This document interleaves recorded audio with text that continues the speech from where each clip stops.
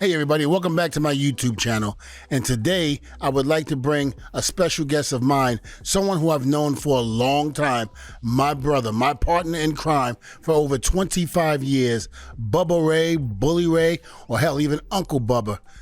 Welcome to the show, Bub. What's happening? And of course, Uncle Bully. Uncle Bully. Uncle Bully. Uncle Billy, all right. No, Uncle Bully, not Billy. Uncle Billy. Uncle Bully. Bully. Thank you. Bully Ray. Uncle Billy sounds like the guy you avoid at the barbecue. That's the one you want to avoid. That's the one that takes you into that room by yourself. Oh no, Uncle Billy is here. It's like when you try to Kids, stay away from Uncle Billy. He's the one that's going to lure you in with the candy. We heard stories about Uncle Billy.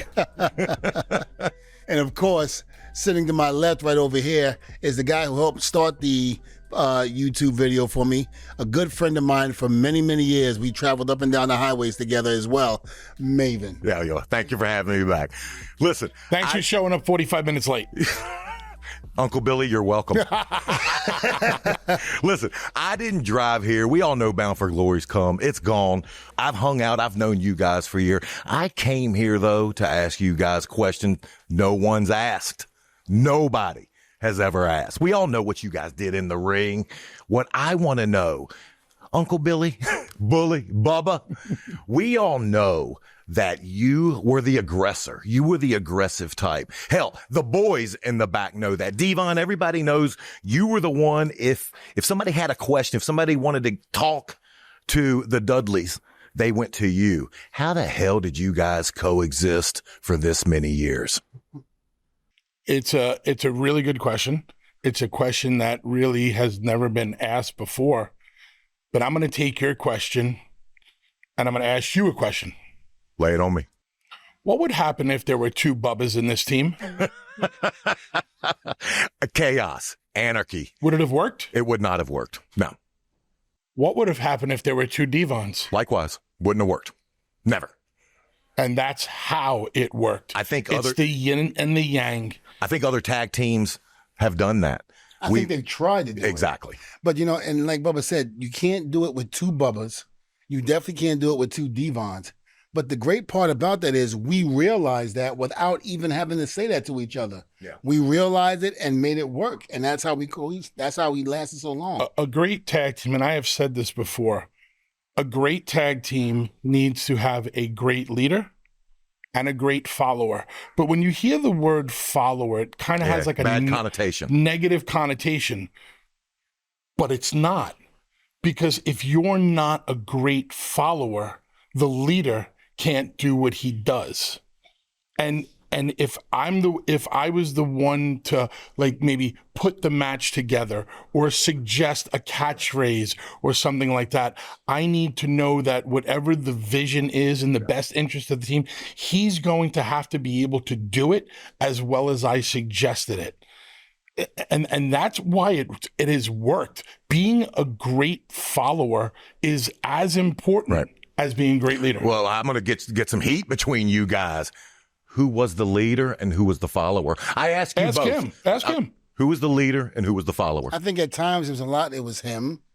Why? I think, because like we said, he was the more aggressive of the two. He didn't care who he pissed off. No. And me, I was petrified. I'll be honest with you. I was scared because I had a family. Didn't want to step on nobody's toes. So it's kind of like when you have a family and you're taking care of kids and a wife at the time, you know, it's kind of like, okay, what do? Do you rock the boat? Do you not rock the boat? Do you do what they say or do you fight against it? Right. It's that old thing when they say, what hill are you willing to die on? And there was so many hills that I wanted to die on, but I just couldn't because of the fact that I was scared of what was going to happen with the family. And I'm going to be honest with you, you know, I look at it like this also, and this is coming from me, but being African-American in this business still, especially in the very beginning of 1991, and even though we got started in 96, I was still petrified of racism. Yeah. Somebody not saying, okay, we can't allow him to say this because, you know, why should a black man say this in this type of business or, you know, vice versa? Because I found that to be very, very a point of view. And so many people that, you know, we were coming up in, when I was coming up in the business, that their philosophy was still stuck in the 50s and 60s. A black man should never say anything because of the fact that he's black and you're in a white man's business. But let me ask you this. Hold on. Do you think from the first day that we ever got together that we ever experienced, or you ever experienced, racism? No, I didn't experience it when we were together because of the fact that when we got together, we were in ECW. And in ECW, I did not experience it. I experienced it in WWE. You know, I experienced it with certain top officials who I don't really want to go and say any names because I feel... Say names. Say names. Well, you know, I'm just going to say it like this, you know. You know, I didn't wear a 10-gallon hat or anything, but my point was, you know, when a person... Go Sooners! Yeah, but when a person comes up to you and tells you that they don't like you because of the color of your skin, and you're sitting up there going, wow, really? We're in 1999, 2000, and you're still coming to me and saying crap like this? There were certain people in that organization in that time that felt that I should not have said anything, who had power to basically bury me if need be, just because I might have stood up for what I felt was right. Bubba, did you ever notice any racism, or did you ever feel like you had to protect him? Yes, once. Only once. And that's why I asked him, like, have you ever experienced since we were together?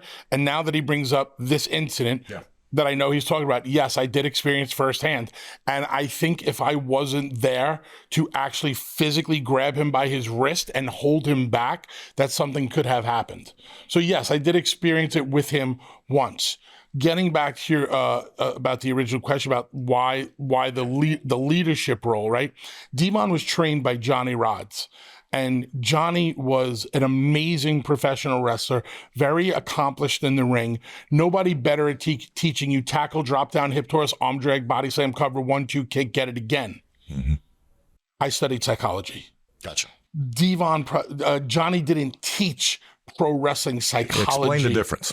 Yeah, I learned actually getting with him in ECW from guys like Perry Saturn, guys like Taz, Tommy Dreamer, Shane Douglas, you know, and, you know, Bubba absorbed it like a sponge with Paul Heyman. Yeah. You know, there were times where him and Paul would be locked in talking about the business. And in the very beginning, I was kind of clueless because Johnny, like he said, did not teach that. You learned psychology 101, very basic match psychology. Shine heat. The baby face looks good. The heel gets some heat. International. The baby face blows a comeback, and then you do a finish. Where we were, that really didn't necessarily apply. So I would eavesdrop on guys like Raven and the Sandman, who were, in my opinion, masters. Masters at the art of smoke and mirrors and how to make something seem bigger, and the art of layering the run-ins and how to stack a match, the highs, the lows, the when to do something and when to lay out. D-Von was never exposed to it. It's like never being able to learn something. So if we were going to be in a match where wrestling was the number one thing that we were going to do in the match, I relied on him. Go out there and wrestle. Go do the things that I can't do. I never learned the right. But when it came to the psychology aspect of it, which in my opinion is the most important part, that's where I excelled. Did it come easy to you? Because for some people, the psychology comes so easy. Randy Orton, for him, he picked it up like that. I didn't. When you are exposed to the psychology that we were exposed to in ECW, learning from the Paul Heymans or the veterans that came through the territory, we had Terry Funk at our disposal. Yeah. I mean, that name alone, a master of psychology, one of the greatest of all time, some say the greatest of all time, Terry Funk, because he was just amazing at what he did. So I was able to pick the brains of Paul Heyman, Terry Funk, listen to Raven and Sandman and any other veterans that came through the territory. And then I would tell it back to him, and then he would execute it the way I said, and it worked. When you got to WWE when you both got there? Were there things that you had to unlearn or retrain your brain on? Dude, ECW was the best place and the worst place in the world. Yeah, it was. And I'm gonna take you through it. The relationship that we had with Paul, that relationship that every wrestler had with Paul, it was so open. You could discuss, argue, debate anything with Paul. I could shout at the top of my lungs with Paul and yell and scream at him about a match or a promo or a disagreement, but it was all in the best interest of the match. Nothing was ever personal. So for 4.5, 5 years in ECW, we were allowed to go out there and do whatever we wanted to do. And if Paul disagreed with it or didn't like it, he would tell you and you would discuss, debate. We also never had time limits on anything, really. There was no time limits. Yeah. Go out there and do what you do. If it goes too long, I'll let you know. If you go too short, we'll lengthen it. Now you get to the WWE. It's all time. And they go like this to you. You got 6 minutes. Yep. And Bubba would say, we need 8. Bubba, you have 6 minutes. We need 8. Go get me 8 and don't come back unless you get me 8. Would you get your 8? Sometimes, yes, but begrudgingly and then getting buried behind the scenes. I died on every hill in the WWE, and actually this is a joke between me and the Undertaker. I died on every hill in the WWE because I was fighting for what I thought was our best interest. Right. Because I was allowed to do that in ECW. I didn't know any better. I'm like a puppy who was pissing on the floor for a year and never reprimanded by the owner. And then all of a sudden you get to the WWE and you get whack for pissing on the floor. You don't know. So I had to learn that on the fly. Thank God we were as good as we were at what we did. Yeah. We got over in spite of. And and I say this, and I'm very honest, my mouth got us where we are today. That aggression. And my mouth also got me where I am today. Well, I think I don't mean to cut you off because you're on the road, but yeah, you do a lot. But a lot of times, I've always felt that just say testify. Shut up. They didn't want. See, I'm about to put him over now. I should bury him. Bury him.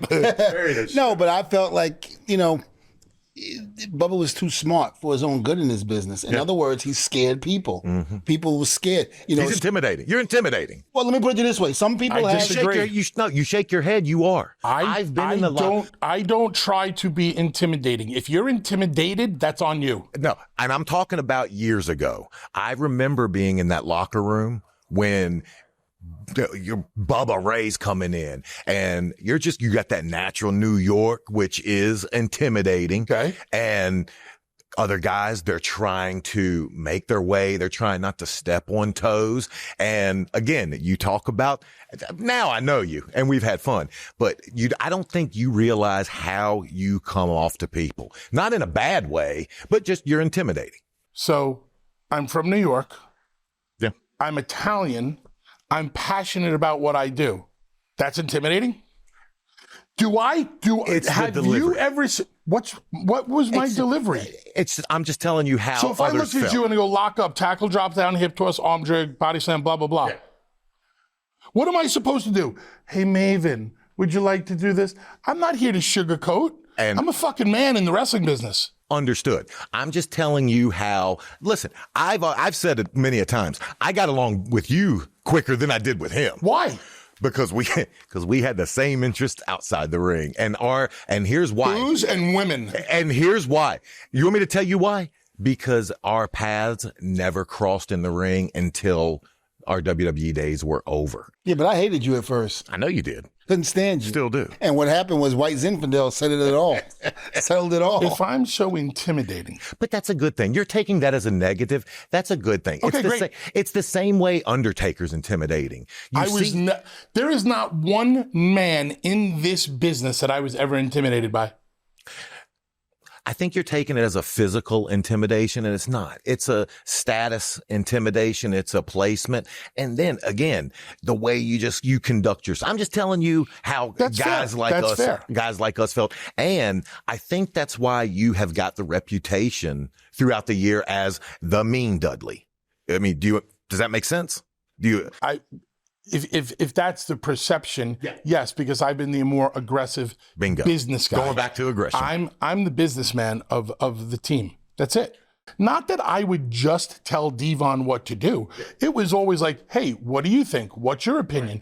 Do you have any ideas? It was never like, you're going to do this, end of story. It was always very 50-50. But the idea would originate here, filter through him. I don't think it was ever a subordinate type of relationship in any way.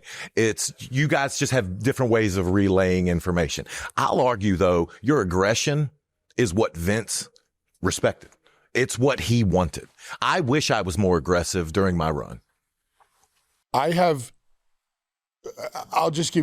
had Vince call me into the office to get my opinion on other people's stuff. I believe it. Because he knew I wouldn't sugarcoat anything. Yeah. And I would give I pitched things to Vince that I thought were going to work, and he just would say no. And I would get so one day I walked out of the office and I said, he goes, what was that for? I said, because I couldn't close you on my idea. He goes, better luck next time. Now, I love watching my Jets every Sunday. Sometimes I do and sometimes I don't. Even if the Jets aren't winning on the field, I could be a winner on MyBookie. MyBookie makes it stupid easy to get in on the action. College ball, NFL, MLB, NBA, they got it all. Listen. They even have WWE. All the spreads, player props, and in-game lines that you would want, all under one roof. And if you're new to MyBookie, use code D-Von and any bet you choose up to $500 is fully covered. Make your play, and if it doesn't hit, you get it right back. Just opt in using your bet back bonus. No better time to jump in. No better place to play. Football is back. Now, let's make some money with MyBookie. Thanks to MyBookie for sponsoring this video. So let's get back to the content. People don't understand what it was like coming out of ECW. We were all looked at a certain way. Mm-hmm. There was a perception about us. Yeah. And I believe that we had to fight for our life every single day, especially in WWE. He just told you he had a family. He was nervous. He was on eggshells. Kind of like, okay, I'll do what I'm told. For me, that was never going to be good enough. We're never going to get anywhere unless we push the boundaries, unless we push the envelope, unless we go out there and we steal the fucking show and we show them why we belong. Break shit along the way. And that's what we did. Mm-hmm. Yeah. I recently did an interview with Vince Russo, and he was talking about when he was approached to bring you guys in. He originally he originally told Vince you guys were not interested. Truth to that? I don't know. I know the night that we told Paul that we were going to take a meeting with the WWE. Mm-hmm. You see, the WWE didn't want to call us and we didn't want to call them, but we knew that there was interest. Right. Because if they call first, our price goes up. Pride. If we call first, our price goes down. Yeah. So a very dear friend of ours who passed away, Black Jack Brown, who used to write for the Daily News as the Grappler. He was also a photographer, good friends with George Napolitano and George Tahinos. Black Jack Brown calls me one night, and I was still living with my parents. And he goes, hey, Bubba, how you doing? Hey, Black Jack, what's going on? Bubba, buddy. He goes, Bubba, hold on. There's somebody who wants to talk to you. And this was back in the day of three-way calling. So Black Jack clicks off my call. Black Jack clicks back on my call. He goes, Bubba, you there? I'm like, yeah, Black Jack. He goes, Bubba Ray Dudley, meet Vince Russo. It was a three-way call. Nobody called anybody. They didn't call us. We didn't call them. But now we were on a call together and on the same page. And Russo expressed to me his interest in us, and they wanted to have a major meeting with us. Yeah. Not like some kind of feeling out meeting. Right. Every single person on that creative team was in the first meeting, and that first meeting led to a second meeting with only two people, JR and Vince McMahon. That's it. Wow. And that's about as heavy duty as you get. Absolutely. And do you remember when we had that meeting with JR and Vince? Where was the meeting supposed to happen? D-Von, we were in the car sitting next to each other. I was driving. Yeah, you talking about 25 years ago. D-Von, whose house were we driving to? Vince. I wasn't there, and I know the Hold on, we're going to Driving Vince's. to Vince's Going to house. Vince's house. That's where the meeting was supposed to happen. This story, never been told.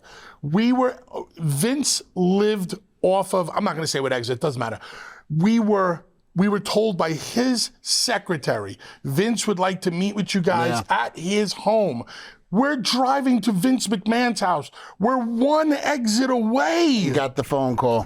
And the text comes through, hey, Vince wants to meet you at the office instead. I don't think it was a text, because there was no texting back then.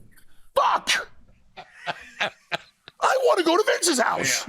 curiosity. Jericho got to go to Vince's house and have brownies. I want to go to Vince's house And have brownies. and have brownies. And eat brownies. And milk and chocolate milk. So we wound up and this is where we had our big meeting with Vince, where At Old Titan Towers? at Titan Towers, just me, D-Von, Vince, and JR. I don't know how we got off on that tangent, but this is how it all this is good came stuff. to be. How long was that meeting? It was probably about an hour. This is where I looked at Vince and I go, so Vince, let's talk about the push. So going back, you were aggressive even then. He was sitting right next to me, Vince McMahon. I said, Vince, let's talk about the push. Just like that. And he went, Bubba, there is no push. Yeah. Do you remember what he told us? There's what? Opportunity. Opportunity. Wow. It was opportunity. And that's when I learned the importance of the word opportunity in this business, because that was true. There is no push in the W.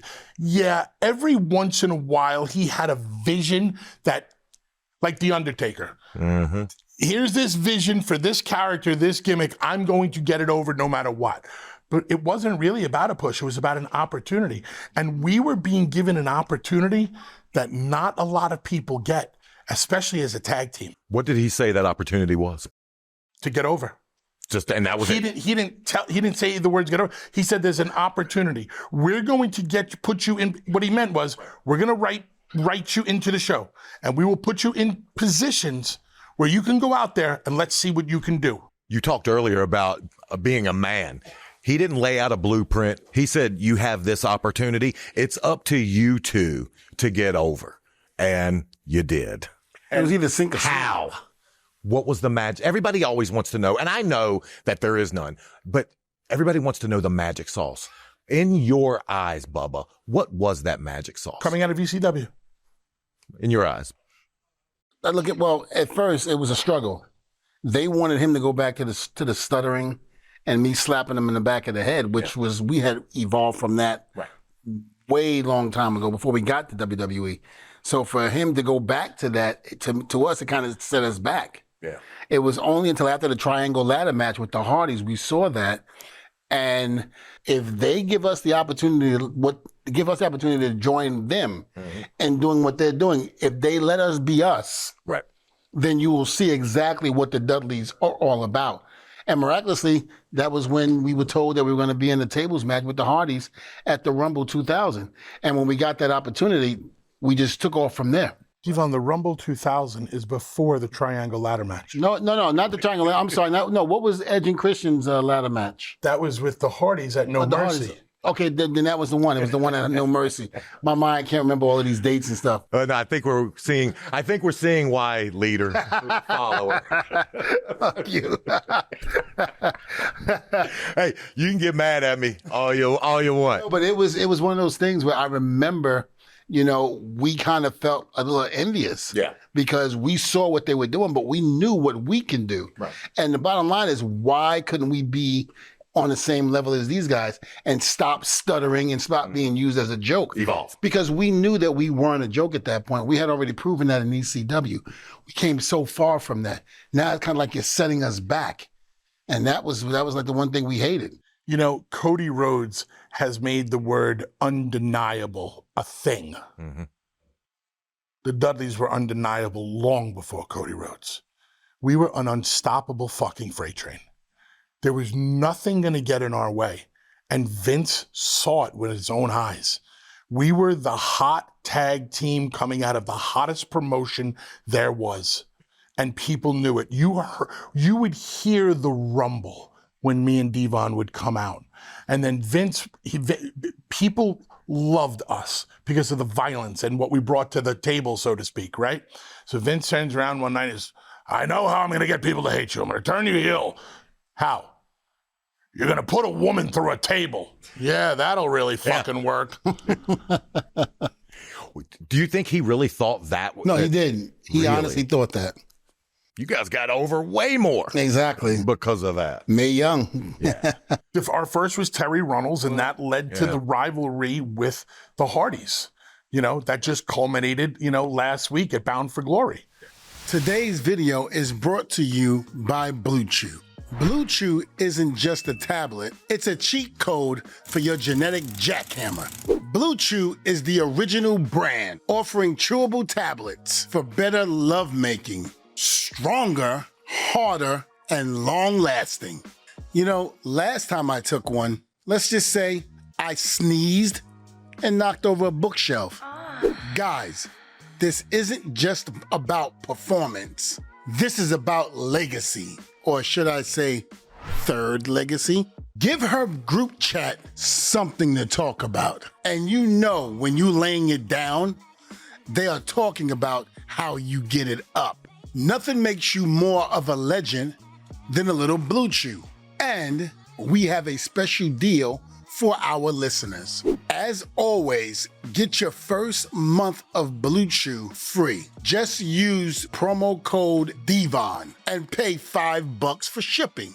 Join Blue Chew's mission to upgrade humanity one thrust at a time. Head to bluechew.com for details and safety info. A big thanks to Blue Chew for sponsoring this video. Now, let's get back to the content.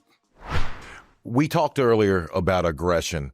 When you left that meeting, I don't think I've ever seen you. I've seen you feel like I'm a little nervous about something. I don't think you get nervous. Do you?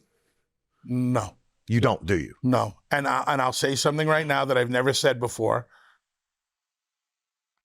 I hated going into meetings with Vince with you.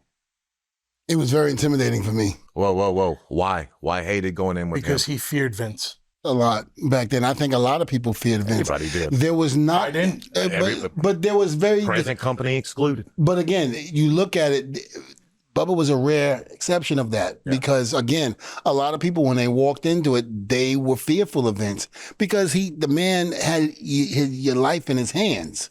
It was like, okay, I'm not going to sit there and go against him.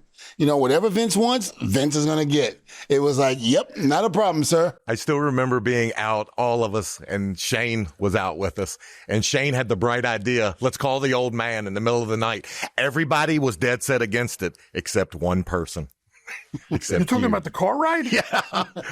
You weren't in the car. No, I know. We called him at a bar another night. Oh, okay. Yeah, okay. we called him at a bar the other night. I always respected Vince, without a doubt. And when I would have one-on-ones with Vince, I would have fun with him in a way that I would never, think about doing in front of other people. Like one night I remember Dean Malenko was our producer, our agent, and he said, Bubba, don't throw any punches tonight. And I was like, what? He's like, yeah, don't throw any punches tonight. I'm like, why? And he's like, well, they just don't want you to punch. Who's they? Bubba, please don't be difficult. Just don't throw any punches tonight. What, difficult? What? You're telling me not to throw a punch? Why? Just give me a reason why. Well, they suggested that you didn't throw a punch. Who the fuck is they? So now I want to know who they is. So I'm going to go find Vince. And I walk by Vince's office. And the door is pushed in just a little bit where I could peek in and I see him in his own private bathroom washing his hands. I know he's alone. And I push the door wide open. What's up, pal? What's with the no punches? Oh, your punches suck lately. How about I punch you right now and we see how much they suck? Oh, ha, ha. boss, really, what's the problem? He goes, your punches haven't been good lately. Work on your punches a little bit. I'm like, that's it? Yeah, why? I just went through all this bullshit with Dean Malenko for that fucking answer? That was it. Yeah, but not many people would approach Vince like that. You know that. You know that. And that was just the way it was back then. No, but when I became a producer and I had to work with him, behind the scenes and things like that, that was when the fear disappeared. And that was when I was just like, I began to question him in terms of things that I didn't agree with. Yeah. That was the only time that relationship between him and I went from fearing him as talent, but then when the producer came, I wasn't scared anymore. Because in order for me to get my point across and give him my ideas on what I felt worked for the match, I had to throw some balls and go, no, Vince, I don't like that. This is what I like. And I always felt that when you stood up to Vince, he respected you more. Absolutely. And that always stayed in the back of my mind. So as a producer, that was when I found the guts to be able to go, no, Vince, this is what I feel. If you don't want it, this is your ballpark. This is your sandbox. If you say no to what I got to say, then that's fine. But I'm telling you how I feel. Yeah. And that was the only time that it became to me to be natural with him, to be able to not have that fear once I became a producer. Yeah.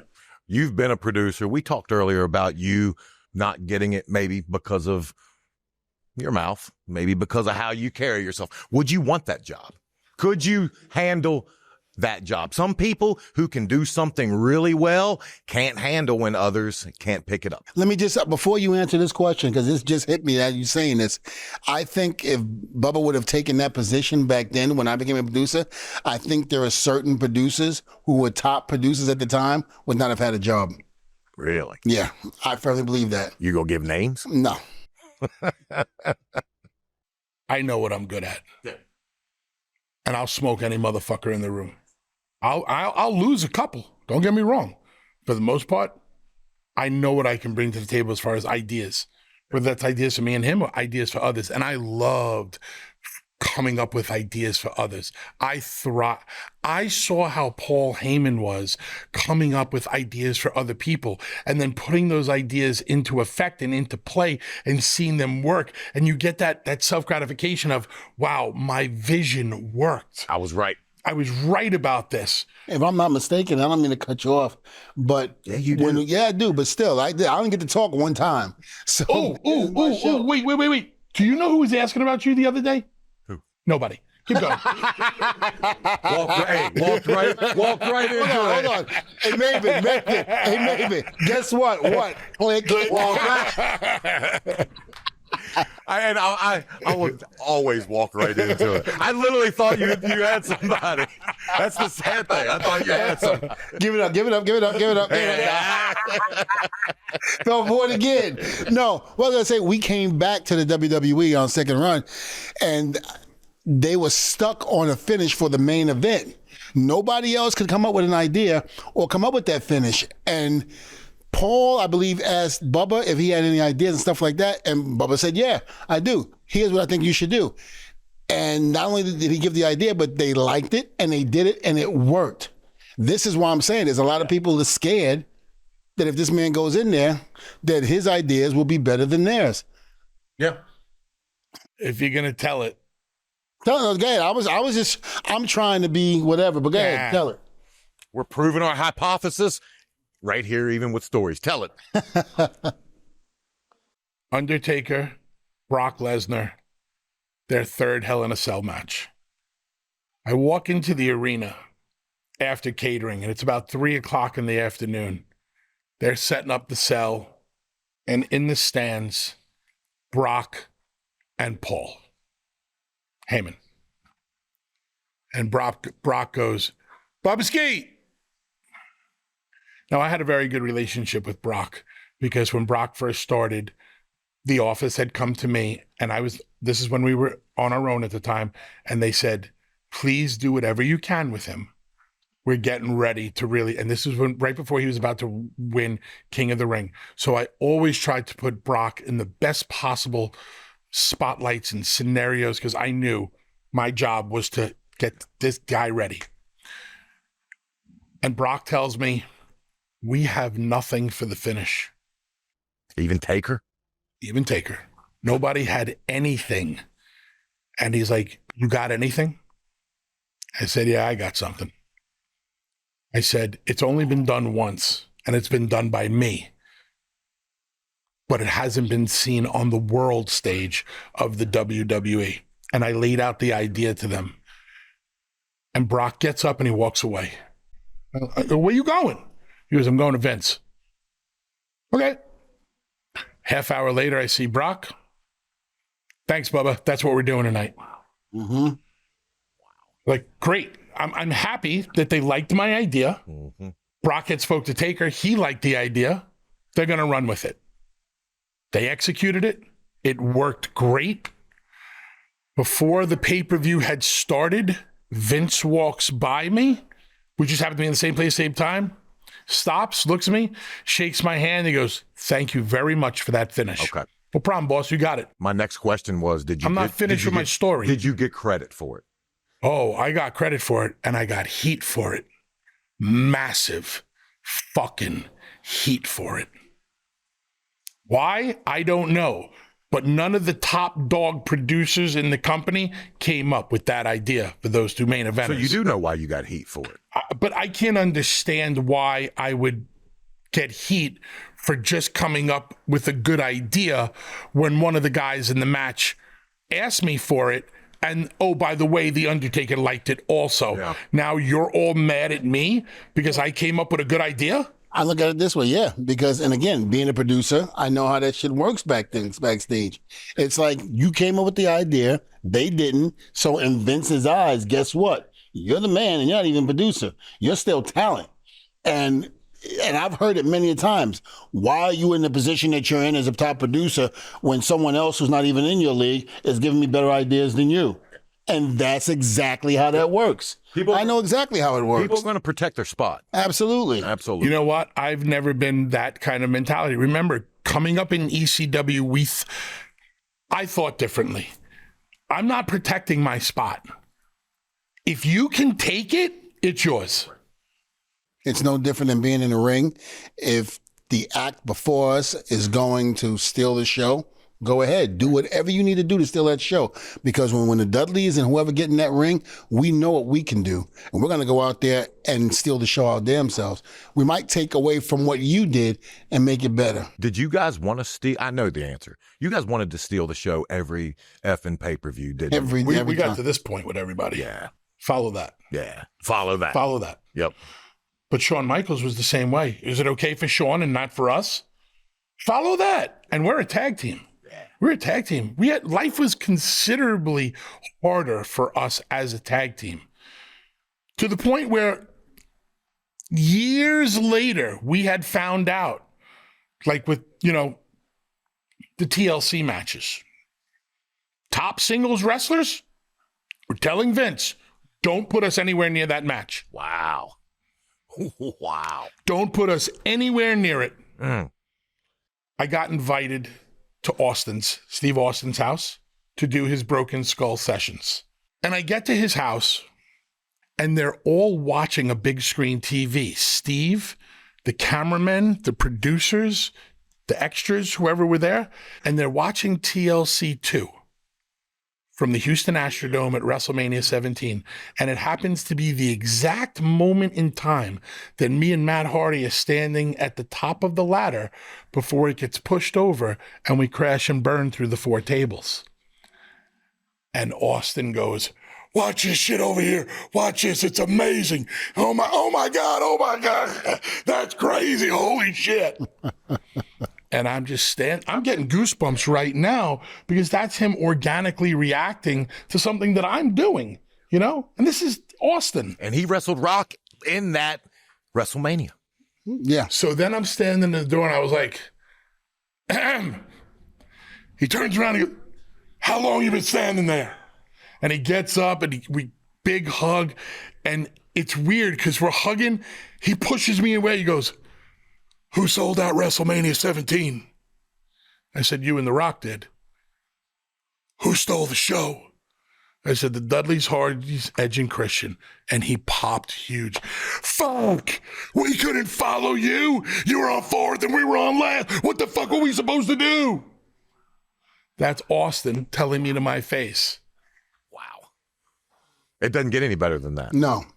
And but that wasn't just our mentality. That was the mentality of the Hardys and Edge and Christian too. We knew how good we were. Right. Nobody can get us. You want to call it ego, pompous, but Sean had a massive ego. Lots of wrestlers have egos because they're proud of what they can go out there and do. And we're tag teams. Like I said, life is harder. Follow that. Like we did at the Triangle Ladder match, like we did at TLC 1, like we did at TLC 2. Follow that. Everybody should have that mentality. Absolutely. And that's what made ECW special. No matter what match was out there, follow that.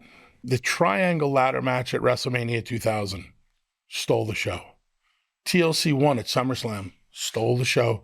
And TLC 2 in the Houston Astrodome, and what many say is the greatest WrestleMania of all time, WrestleMania 17, stole the show. The proof is there. This is not me or him or anybody else going, oh, we were the best match just because we think it was the best match. It really was. Right. Rock and Austin was phenomenal. All of the other main events of those shows, phenomenal. All the other matches, phenomenal. But look at TLC. We might not have been the ones that put the asses in the seats, but we were the ones you were talking about. You entertained those once asses. you left the arena. Not only that, but we were the ones that kept them out of their seats, standing up the whole time during the match. Yeah. Go back and look at that match. Not one person sat down after we came out. When that bell rung, they were all standing on their feet. I often, when I go back and I watch old stuff, to me, you can tell what a good match is by the announcers. And if you remember hearing King and JR call that match, their excitement level is up here the whole time. That speaks volumes. I was having a conversation on Busted Open the other day. On what? On Busted Open. You know, my critically acclaimed You're welcome. 7-day-a-week You're welcome. radio show. Yeah. Wait, why is he saying you're welcome to you? As if he teed me up for that or something. Like I wasn't going to take it myself. I was talking about how JR was one of my favorite announcers. JR, unfortunately, he did have a stroke, you know, and I believe that once JR had the stroke, his voice had changed and his delivery, his cadence. I loved JR in the NWA and WCW in the mid-'80s. Why? Because of that natural excitement I could hear in his voice. And that always resonated. JR seemed like he really wanted to be there and call the matches. And what you heard is what I always loved. And but to me, you can also hear it in King, because JR and King had such a good back and forth, and it goes back to what Vince and what was the Gorilla Monsoon? No, Jesse Ventura. Jesse Ventura. What they had. They were so good together.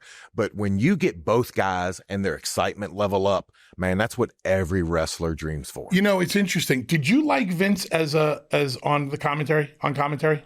I did, but it had to be certain people he was with. I thought he was great. I thought he was great with Jesse.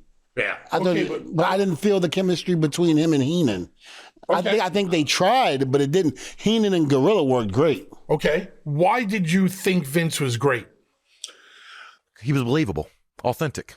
I thought he really meant, and maybe because I was a kid, authenticity. But do you think he might have went over the top with some of the commentary? Looking back on it now, When you maybe, look at it. maybe, but But that was an over-the-top time. But that's what 10-year-old me wanted. Here's why I thought Vince was great on commentary. They were his stories. He knew exactly how he wanted his story told. He didn't have to be in anybody's ear. And how to frame it. He knew exactly how to position, frame, and tell the story from his vision. And that's why, in my opinion, Vince was the best. Yeah. Never looked at it or thought about it that way. I do have one question that I've always wondered. I know I look back at my career and what could have been that never materialized. You guys can't really say that. And I'm going to ask both of you. Regrets? Any? And if so, what would you have done different? What's the opening line to the song My Way by Frank Sinatra? Regrets? I have a few. I've had a few. But then again, too few to mention. You know what it says on the back of my Hall of Fame ring? My way. Ooh. Because we did it our way. Who gives a shit about the regrets? This is what some say is the greatest tag team of all time. This is not arguably the most successful team of all time. We conquered ECW. We conquered the WWE. We conquered every territory on the planet, including Japan. And okay, wait. Do you regret anything that I did for the team? No, I know, because I think everything that you did fell into place. I think everything that you did helped the team to where it was. And I think, again, we played off of each other so well where, yes, you were the more aggressive one and I was the laid back one. Sometimes we needed that. We needed that one person to be the more aggressive, but we also needed that one to go, hey, can you pull it back some? You know, just like when we were asking for more money because we felt like we got cheated in SummerSlam, we didn't get the right payoff. And JR goes, so you're trying to tell me, boys, that you guys feel like you didn't get paid enough or whatever he said? You felt the payoff was a little soft. And he goes, and he went, JR, it felt like we got kicked right in the nuts. And Edge grabs me. Again, hold on. Edge, not many people are saying that. Edge grabs me and goes, D-Von, can you make him stop? We had a meeting between the six of us before we went in to talk to JR. We wanted to figure out who was going to do the talking. And we agreed that Matt and Edge would do the talking. But the word salad and the mincing of words had become so much that JR was like, so what you're trying to say is Boris thought the payoff was a little soft. I said, no, JR, it feels like you kicked us right in the nuts. D-Von, shut him up. Hey, they say the proof's in the pudding. Did it work? Did it work? Yes, in a sense, because I think they got their money back on the back end. Yeah, they paid us more. They paid us more. They paid us more. But then think about it. After that, we found that the house show checks were just a little light every week up until they got their money back. So they might have given us more money up front after that, but they sure as hell got it back. In your opinion, are you guys the best tag team ever? No. Absolutely not. And I've said this numerous times, not only on this show, but on other shows. You can't say you're the best if you haven't beaten or worked with those who've been considered the best before you. Are we the best in our era? Absolutely, but not the greatest of all time. We didn't have the chance to work with the Road Warriors. We didn't have the chance to work with Telly and On, Midnight Express, the Rock and Roll Express. The Mulkey Brothers. Do you remember the one night we did get to work with the Midnight Express? Okay, but that wasn't even... I know, but it was kind of a cool... It was a big deal. It was a cool moment, and I loved it. We got to work just one night in Florida with Bobby Eaton and Dennis Condrey. That version of the Midnight Express. But here's the bad part about it. You know, we're so used to being snug and hitting each other. When they went to hit us, I didn't realize they were hitting me. Yeah. And it was like we didn't know how to sell it. Bobby Eaton had me in a wrist lock. If I did not look at my wrist... You would think he didn't have it. I no idea he was even touching me. I remember locking up with Dr. Tom, who is from that same generation, that same era.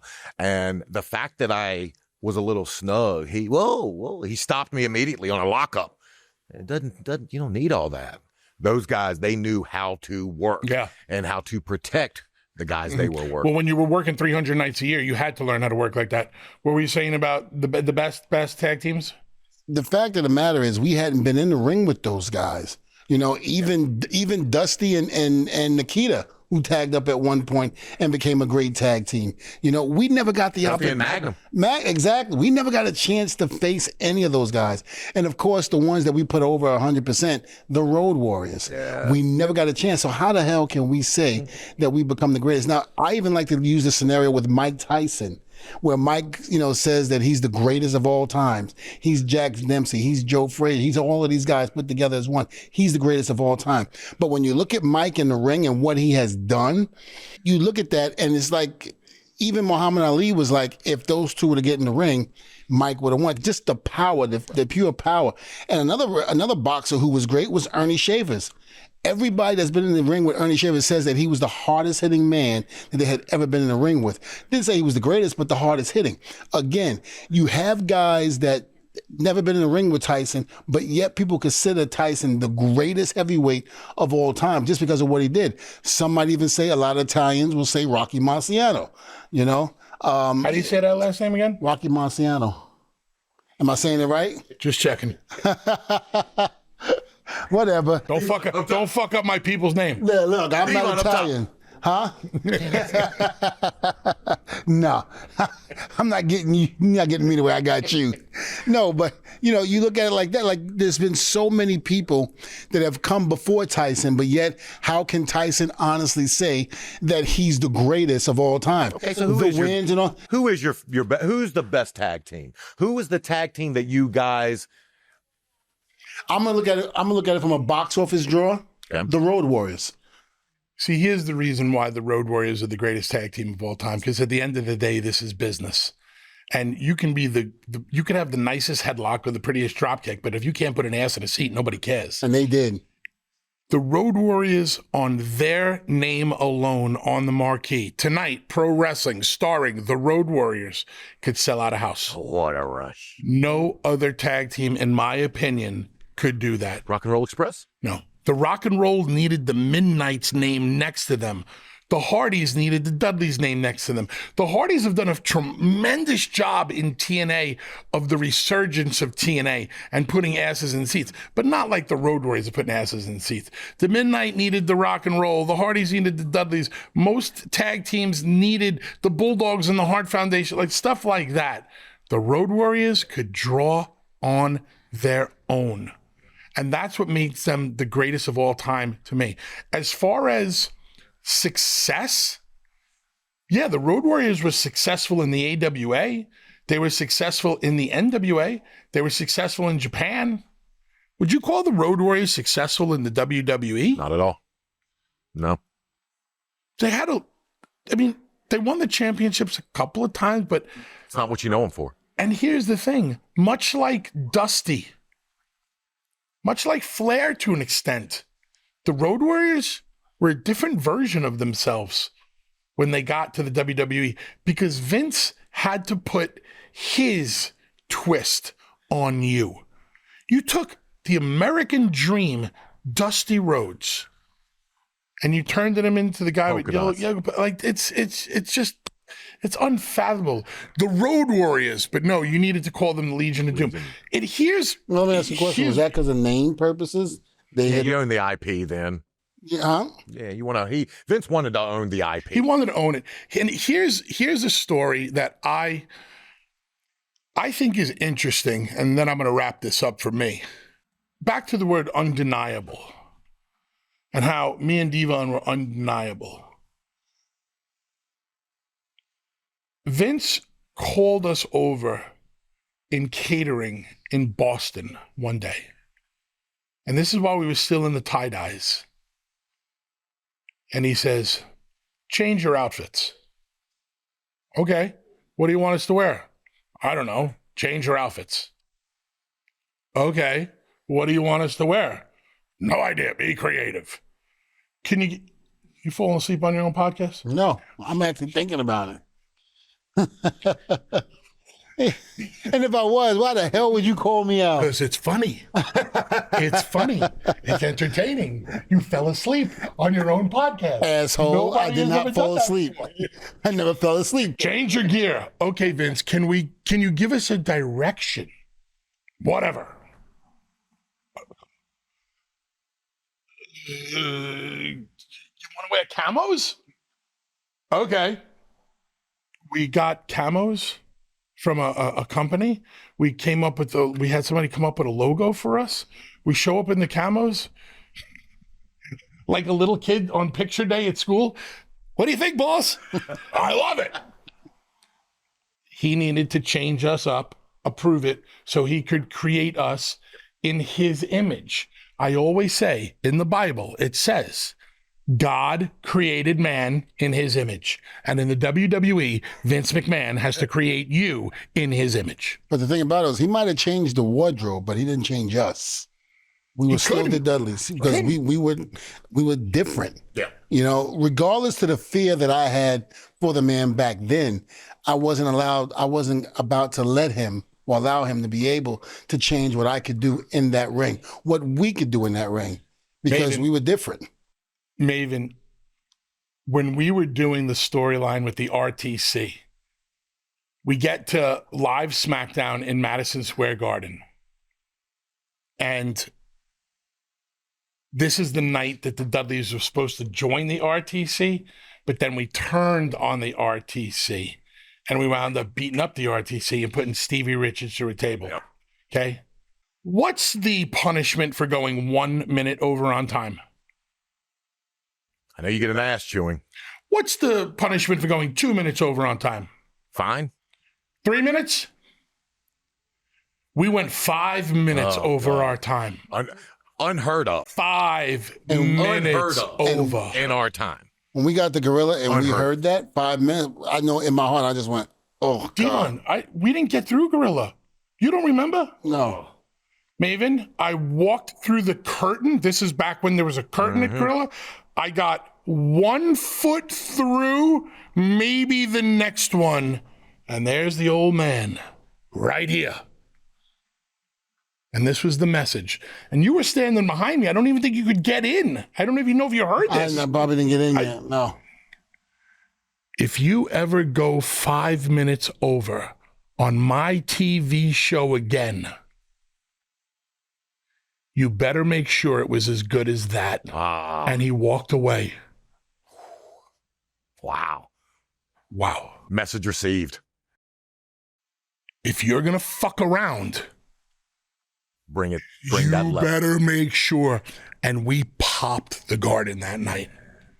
And he knew it, but don't you ever go 5 minutes over again. That's grounds for your bags being packed and waiting for you at Gorilla. Get out, you're fired. Absolutely. I mean, there was an exception to the rule with The Rock and Mick Foley. They had carte with that. blanche, so they could do whatever. I mean, they went over. I mean, our segment got pulled. Our second match in WWE, we got pulled because the happy birthday thing. Hold up, Bubba just looked like this was news to him. No. This is our life? Yeah. This is your life segment. This is your life segment. It was our second match in WWE. And we got canceled because they went over.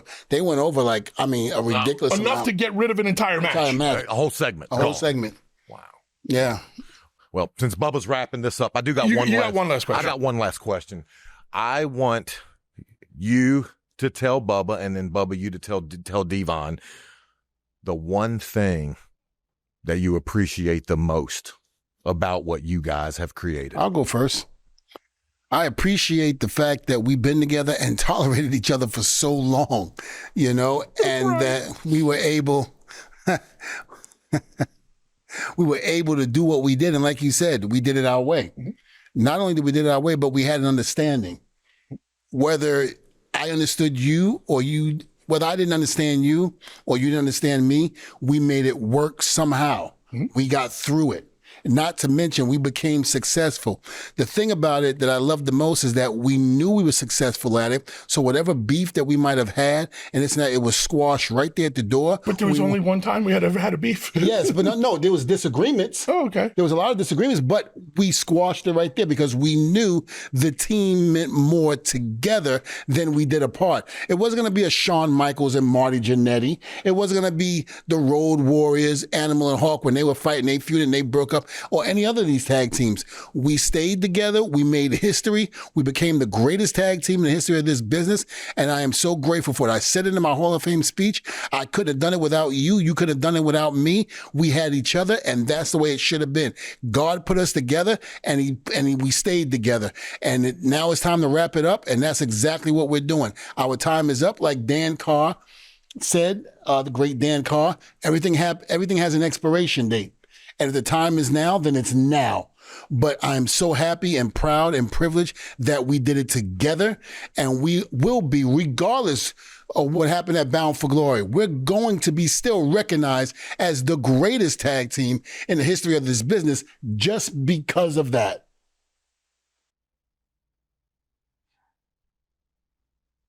Ditto. No. Testify. My brother. All right, everybody. Thank you for coming and watching this week's YouTube channel. I want to thank Bubba, Bully, Uncle Bully, Uncle Billy. Uncle Billy, and asshole Maven. No, I love this guy. And Maven. I'll take it. Thank you guys for coming on this week. And we are very happy and privileged to say that I'm sure there will be more times where we'll be together and we'll be able to have this talk. So please like and subscribe and let us know what you thought about this week's YouTube channel. So again, I want to thank you very much. And without any further ado, oh, my brother, testify. See you next week. Hey everybody, thank you for watching this video. And I gotta say, if you enjoyed that, you're gonna enjoy many more to come. But since we're talking about enjoying things, I have this signed Funko from me and Bubba that we are giving away. All you have to do is go on my YouTube channel and go to the community post to see the details. Guys, don't tell D-Von I hijacked his channel because I want this Funko Pop. I told him I was going to keep it. He told me no because he's going to give it to one of you. To get it, go to his community post and check out the details. If you don't, I'm going to take it. Hey guys, I don't know about you, but for some reason I had the Funkos right here and they seem to be gone. I went to the bathroom, I come back and they're gone. Someone needs to tell me what the hell is going on and where the hell the Funkos went. Please.